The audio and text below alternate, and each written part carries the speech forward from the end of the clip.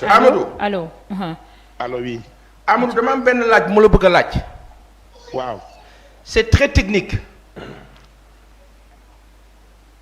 Assemblée nationale bi ñu jëm. waaw.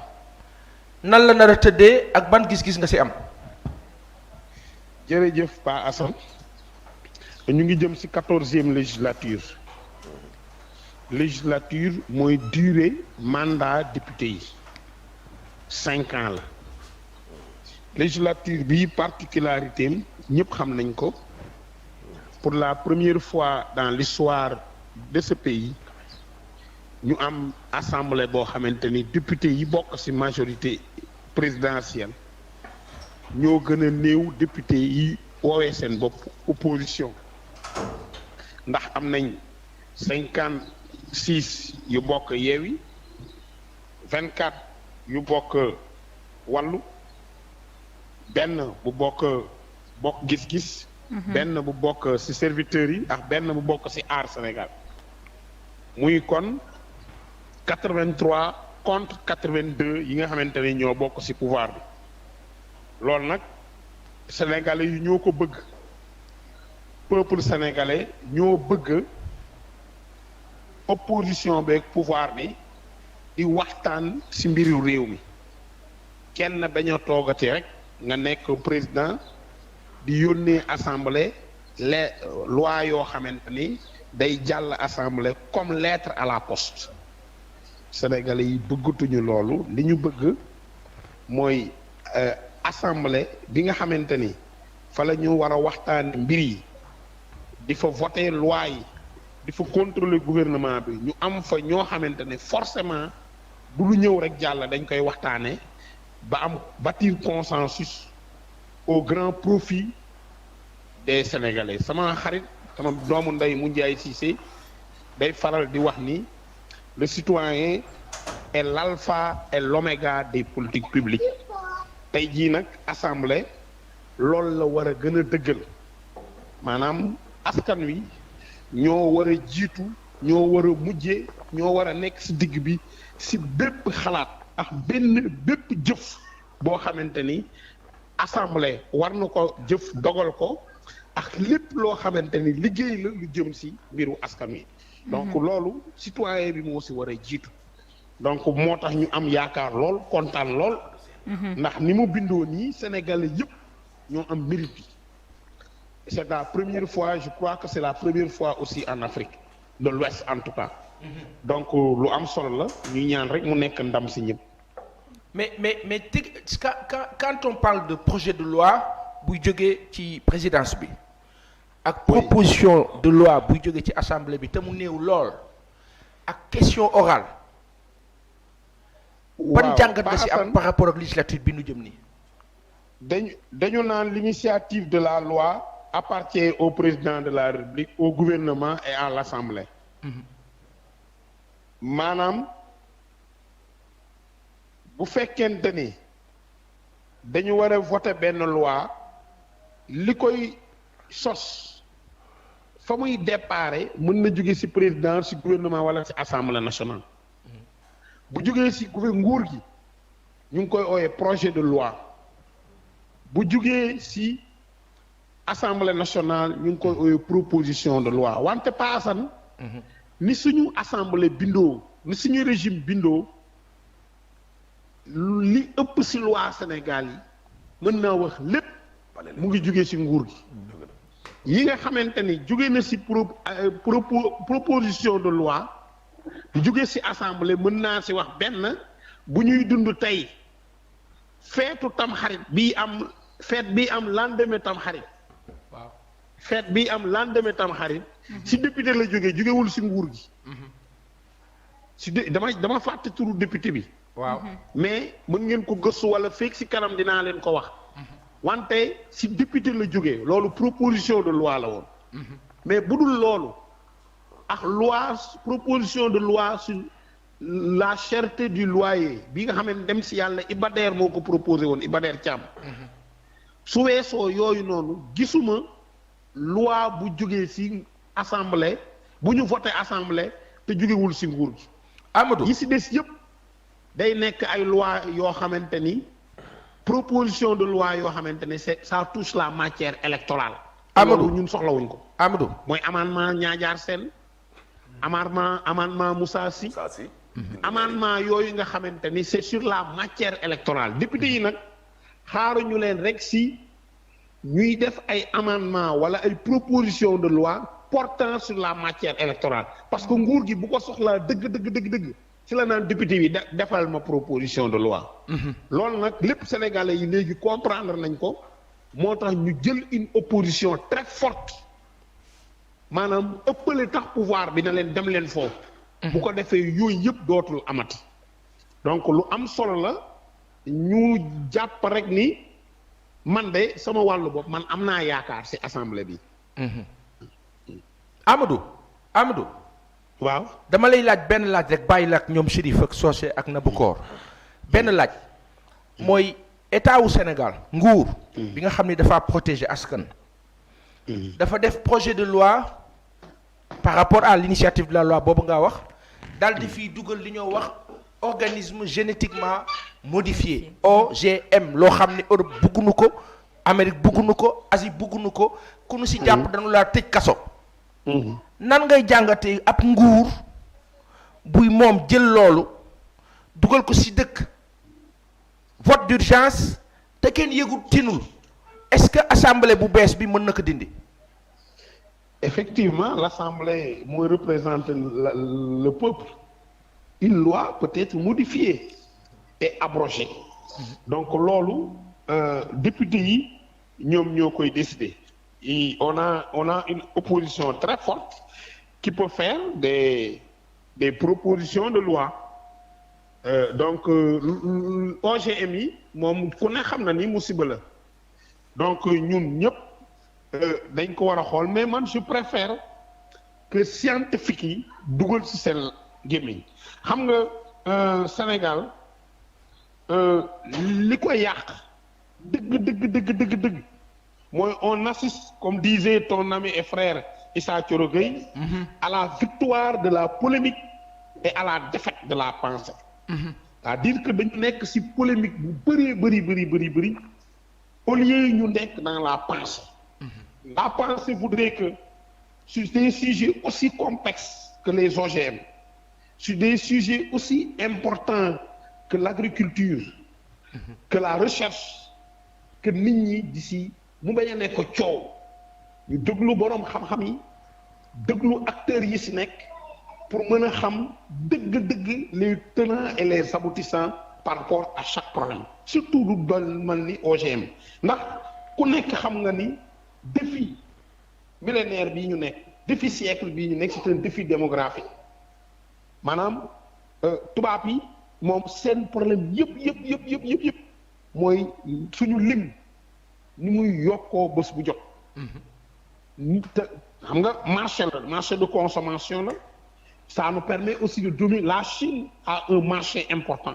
Oui. L'Afrique est un marché important. Oui. Donc lépp lu xamante ne Occident mën na ko def ba suñu lim wàññeeku. C'est ça. loolu ñoom dañ koy def. C'est ça. mais ñëwuñu def ko par force dañ koy jaarale ci ay nit ñooñu nag ñoo war a jël seeni responsabilités devant l'histoire ba tax na moom laay wax comme que procédure d'urgence bu ma mënee wax ni législature bii passé 13e législature bi yaakaar naa li ëpp ci loi yi ñoo ëppale lu ñu def procédure d'urgence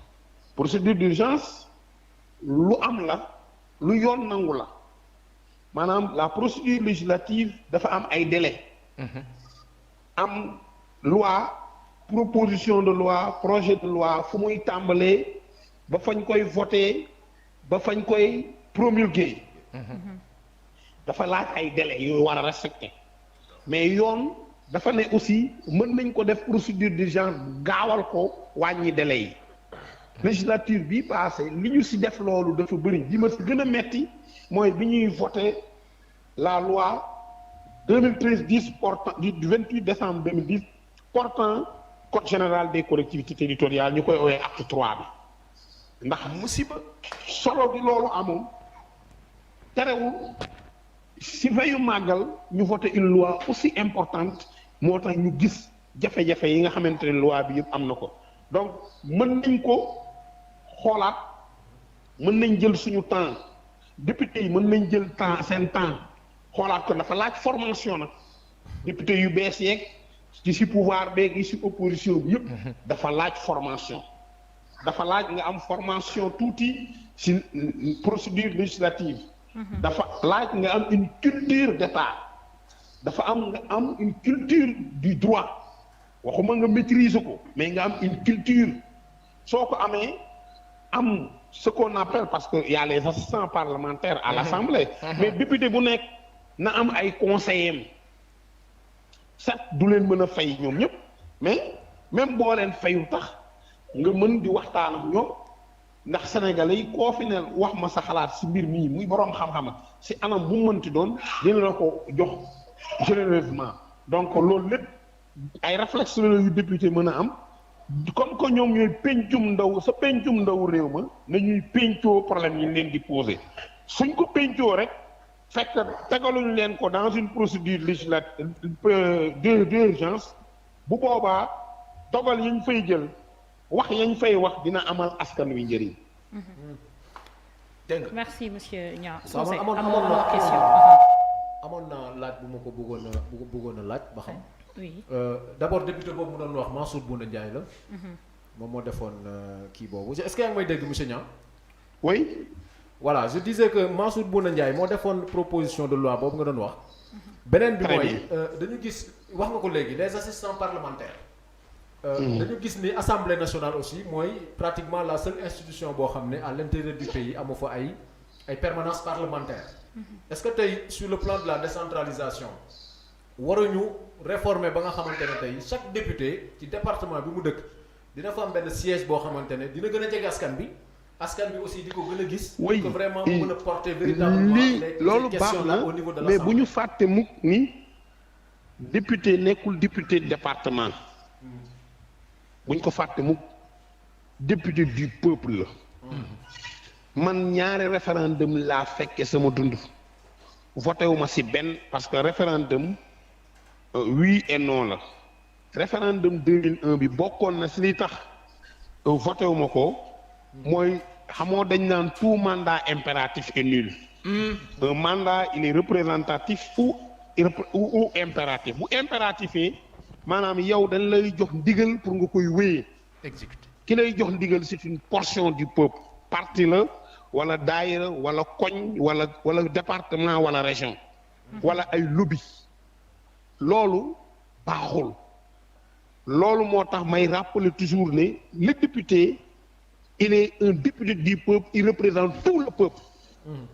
ba ñu ko dindee 2001 dama ne woon man d'accord ma ci lii.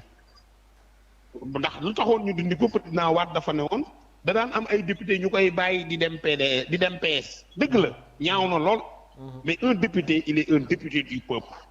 loolu laa bëggoon fàttali maintenant quelle disposition prendre pour permettre à ces députés-là de jouer pleinement leur rôle d'assumer pleinement leur mission.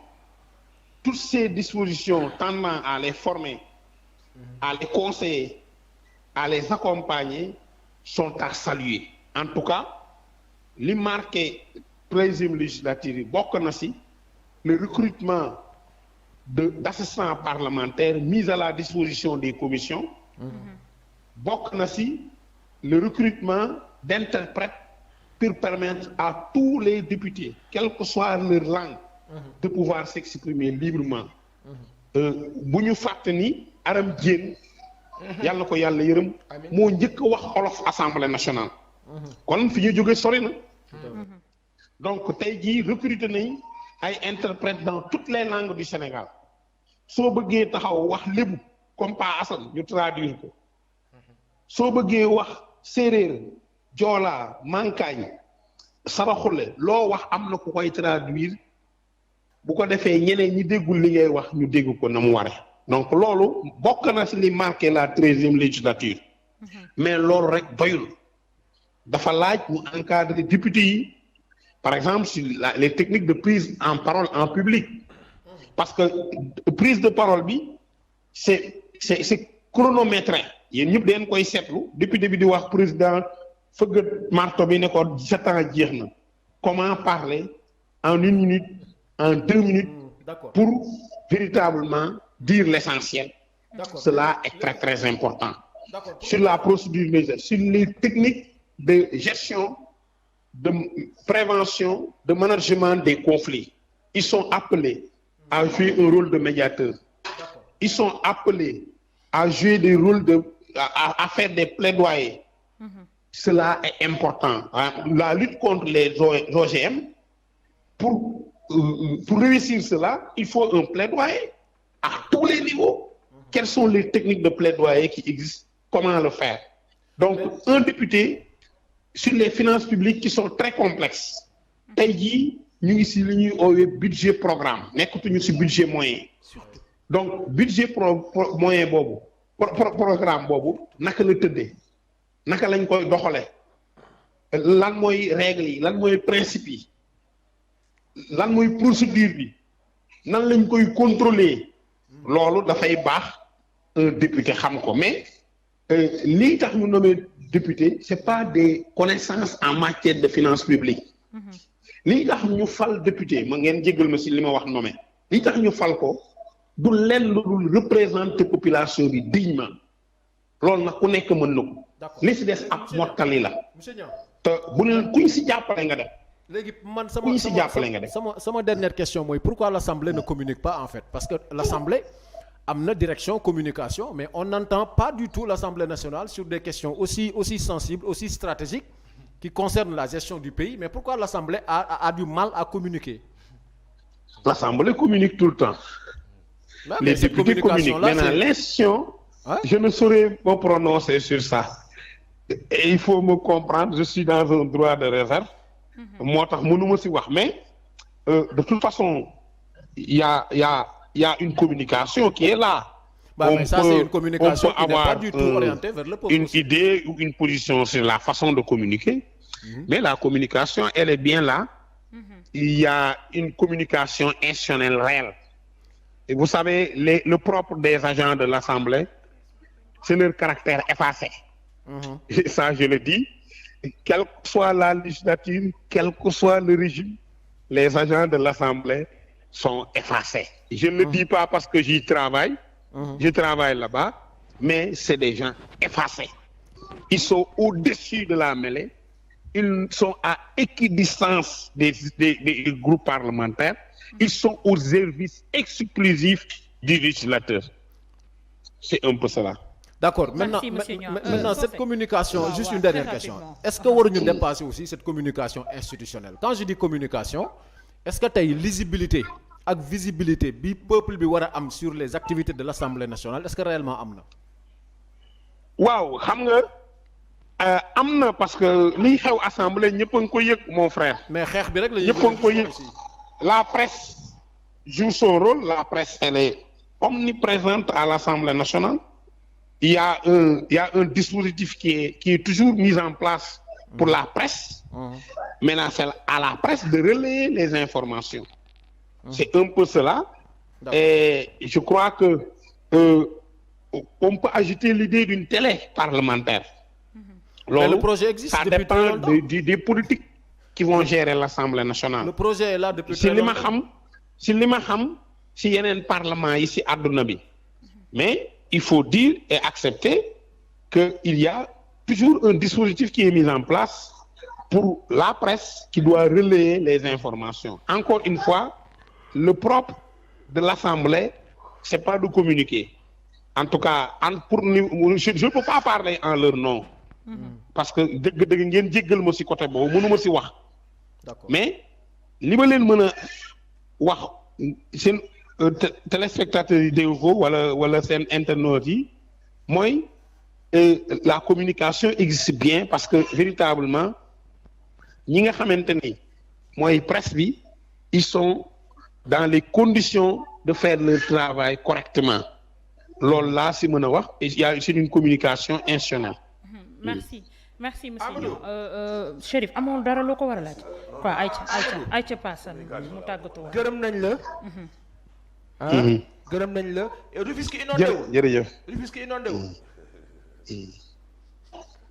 jërëjëf Paasan. Rufisque jërëjëf Ahmed maa ngi lay ziar bu baax a baax a baax. di wax rek ni Ahmed Aïdara. tey jii li may jàng si moom. man damay accompagner les communes.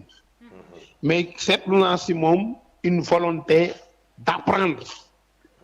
une volonté d'apprendre. donc loolu déjà mën naa wax dafay dalal xel. parce que moom benn boroom xam-xam bu rëy un grand énarque français avait dit qu'il avait tout appris à l'ENA sauf l'aventure du maire. ça veut dire que même à l'ENA duñ la jàngal l'aventure du maire.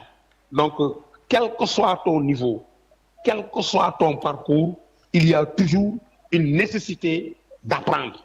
donc loolu d'ailleurs moo tax le législateur dans l'acte 3 il a dit au niveau de l'article 12 du Code général des collectivités que les conseillers municipaux, les élus locaux ont droit à une formation adaptée à leur mission.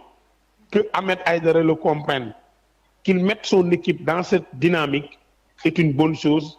C'est à saluer et c'est à encourager. Amadou Senya. Oui. dafa am benn laaj boo xam da nga ma koy wax ci benn baat rek dem sa yoon.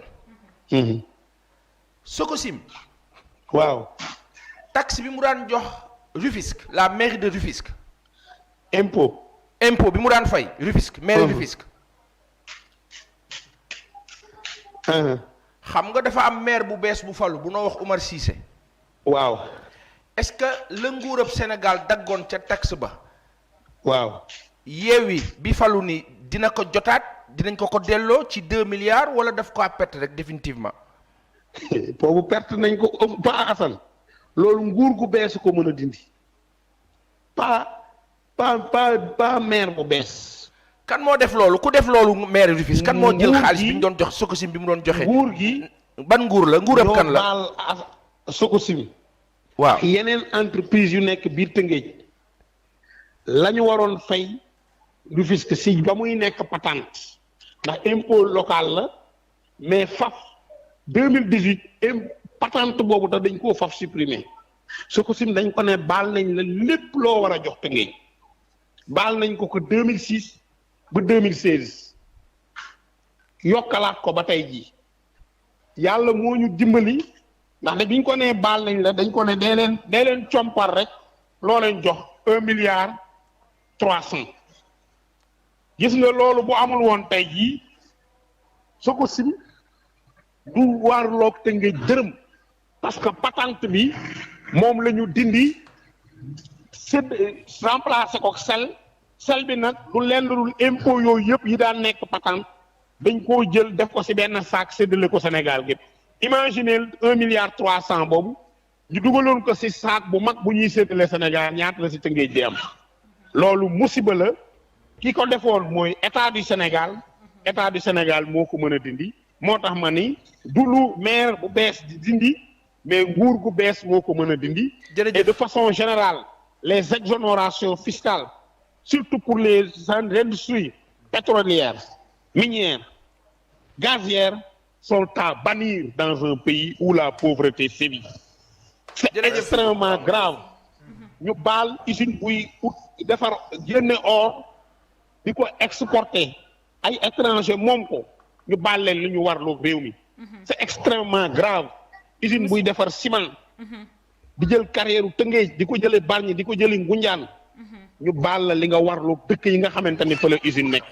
C'est extrêmement grave où on permet à des industries yi nga xamante ni ñu ngi exploiter à fond les ressources de ce pays pendant que nous manquons de routes, nous manquons d'hôpitaux, nous manquons d'écoles, nous manquons de dispensaires. ñu baal leen ko ñoom ñuy enrichir sur le dos des Sénégalais. C'est extrêmement grave. jërëjëf contre ce pays là. jërëjëf yàlla fay suñuy plateau.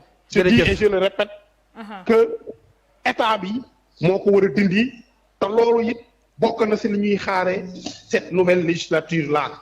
On est à la croisée des chemins suñu lim mu ngi gën di yokku àdduna bi mu ngi gën di jafe ñu ngi ñuy gën a won ay richesse minière yu ñuy am donc jot na ñi nga xamante ni ñoo ñu représenté ñu fexe ba mu mën a jëriñ askan wi.